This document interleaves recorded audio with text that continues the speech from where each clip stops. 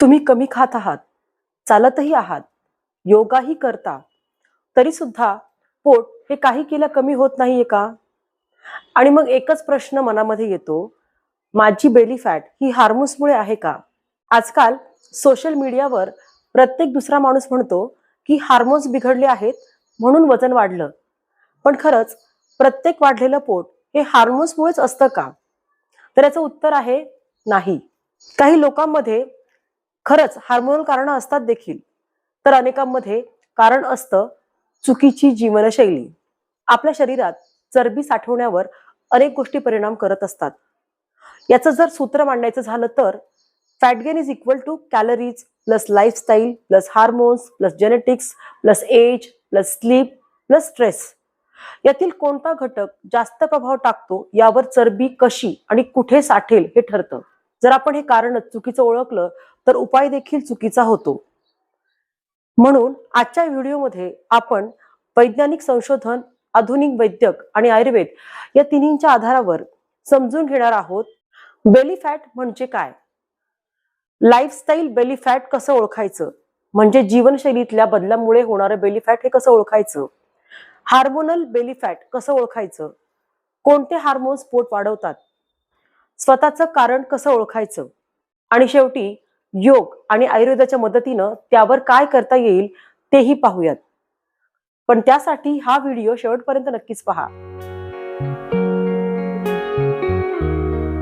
नमस्कार, मी डॉक्टर हेमा, आयुर्वेद तज्ज्ञ, योगा कन्सल्टंट आणि गर्भसंस्कार कोच. आपल्या सर्वांचं डॉक्टर हेमा या योग परिवारात मनापासून स्वागत.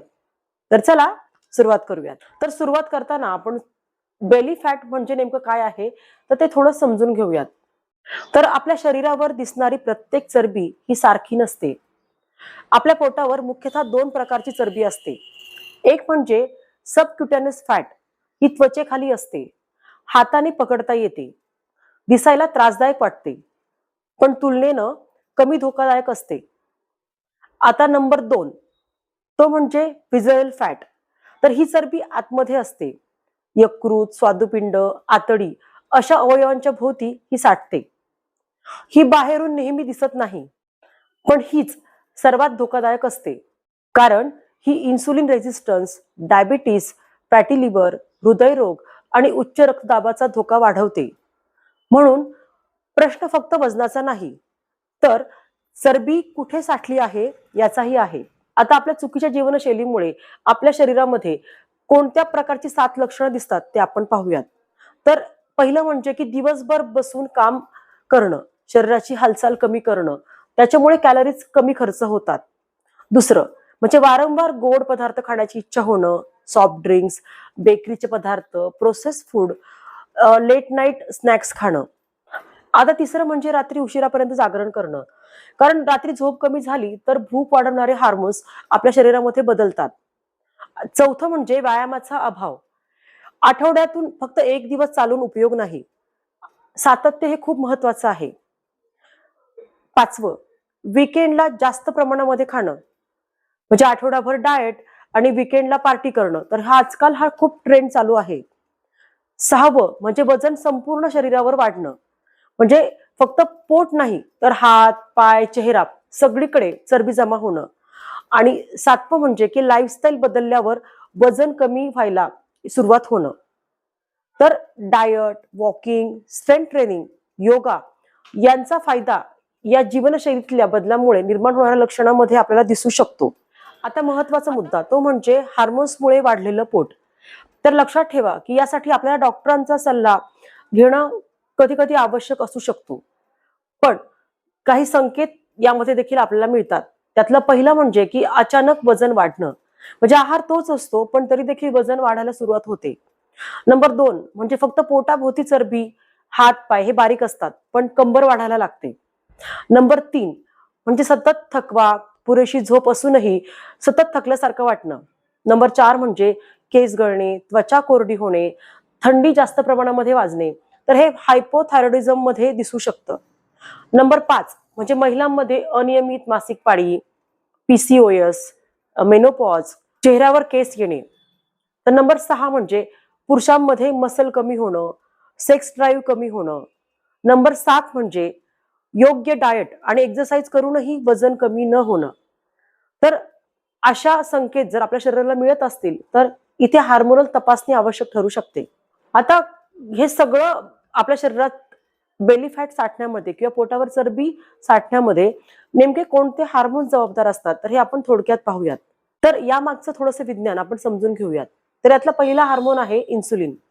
तर सतत गोड पदार्थ वारंवार खाणं यामुळे इन्सुलिन वाढायला लागतं. त्याच्यामुळे फॅट स्टोरेज देखील वाढतं. पुढचा हार्मोन आहे कॉर्टिसॉल. तर हा स्ट्रेस हार्मोन आहे. सतत ताण, कमी झोप यामुळे देखील बेली फॅट आपलं हे वाढू शकतं. पुढचा हार्मोन आहे थायरॉइड हार्मोन. तर थायरॉइड कमी काम करत असेल तर आपलं मेटाबॉलिझम म्हणजे चयापचय मंदावतो आणि त्यामुळे देखील बेली फॅट साठायला सुरुवात होते. पुढचं हार्मोन म्हणजे इस्ट्रोजन. विशेषतः मेनोपॉज नंतर हे हार्मोन्स कमी होतं त्यामुळे चरबी कमरेवर जास्त साठू शकते. पुढचं हार्मोन म्हणजे टेस्टोस्टेरॉन. तर हे हार्मोन पुरुषांमध्ये कमी झाल्यानंतर मसल कमी व्हायला लागतात आणि फॅटचं प्रमाण शरीरामध्ये वाढायला लागतं. तर यासाठी आपण स्वतःला काही प्रश्न विचारायचे आहेत. तर असे 10 प्रश्न आपण स्वतःला विचारणार आहोत. तर यातला पहिला प्रश्न आहे की मी रोज किती किलोमीटर चालतो?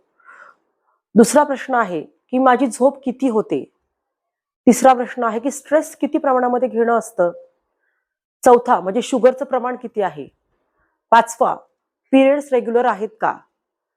सहावा प्रश्न आहे की थायरॉइड आहे का? पुढचा सातवा प्रश्न की पीसीओएस आहे का? आठवा प्रश्न मेनोपॉज झाला आहे का?